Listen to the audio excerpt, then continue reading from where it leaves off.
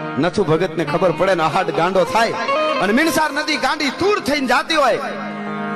અને દર બીજે માની પાસે કંડોણા લીરબાઈ માની પાસે નથુ ભગત ને આવવાનું હોય અને આવવાનું હોય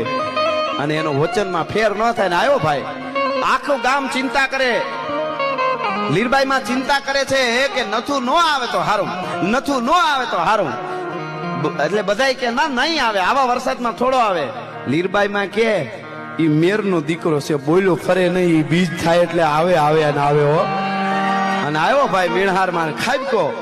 એક ગાવ નીચે સુધી તણાઈને નીકળીને ઈ કળિયું ને ઈ સોણો ને ઈ પાઘડી ને લબે થબે પલળીને આવ્યો મારો દીકરો આવ્યો મારો નથુ આવ્યો અને પગે લાગ્યો માને કીધું કે આવા વરસાદનું હવાય માં